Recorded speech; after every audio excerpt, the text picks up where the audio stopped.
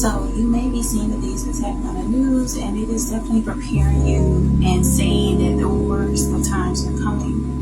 But I want you to counter that perspective and understand that God says that the best of times is around the corner, and to begin to prepare. Because what the enemy does is want us to have an association to all the worst things, all things that are backwards, in a positive perspective, to the point where people are looking forward to negative things happening. And if you put your mindset, especially when you focus your subconscious mind on negativity, on lack, on famine, on all those things, then more than likely this is what you're going to attract. This is what is going to begin to outpicture in your reality. And so according to Exodus 14:14, it says the Lord will fight for you. You need only to be still. And knowing that the Most High has already predetermined the plan for our life and our purpose when you begin aligning to it. And oftentimes we fall into these experiences of drought and famine and worry and disharmony because we have fallen victim to the fear propaganda that is constantly being projected out to us on a daily basis. And it's no way that you can completely isolate yourself from it, but when you are equipped with the knowledge of Scripture and knowing that whatever God is allowing you to see within your life, more than likely is something that you're going to learn from it. It's going to provide insight and a lesson for you, and ultimately a blessing. And so I want to also focus on the story of Joseph in the Bible. Okay, so Joseph was a dreamer. I'm going to wrap this up real quick. But Joseph was a dreamer, and not only that, he was someone that had so much patience and faith throughout all the different things that happened in his life. So when his father, according to Scripture, Genesis 41, his father gave him the prophetic dream that he was going to rule over many.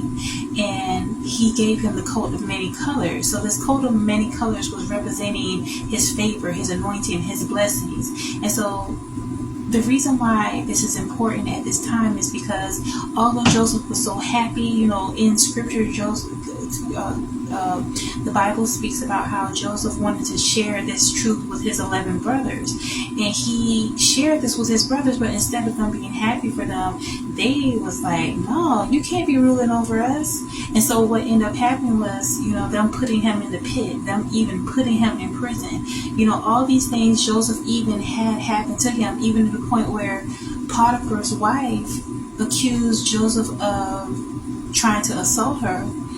And he was, vilified for that too. Joseph's name was dragged through the mud, but what did not part from Joseph was the promise and the prophetic dream that his father gave to him, that he was going to be ruler over all in some capacity.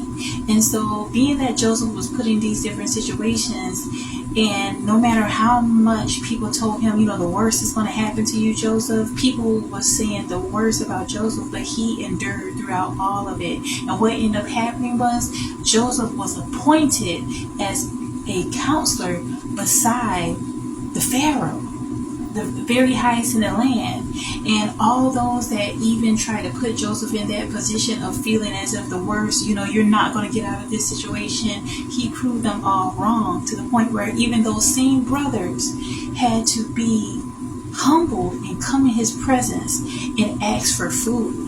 And Joseph passed that test too, because he did not turn, he could have been vicious towards them, but he did not turn his heart into, he did not turn cold-hearted towards them. All right, so just understand that each situation that you're coming in contact with in your life is not only for your benefit, it's also to benefit others. Because even in Scripture, it speaks about how regardless of the worst was supposed to be coming towards Egypt, with the prophetic vision and dreams that Joseph had, he was not only able to minister to others a message of hope, and also how he was an overcomer. He overcame so many different obstacles.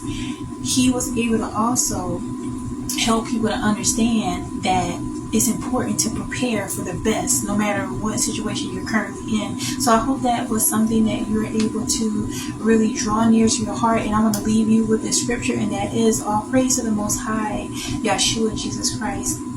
This is time to really embrace your preparation season and understanding that the best is yet to come. Dear Heavenly Father, we thank you for making us unshakable in the service to you.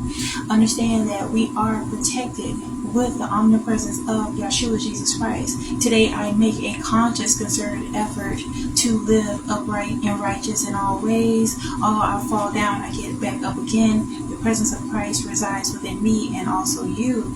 I thank you for making me a vessel of true divine light to usher in harmony in heaven in this new earth.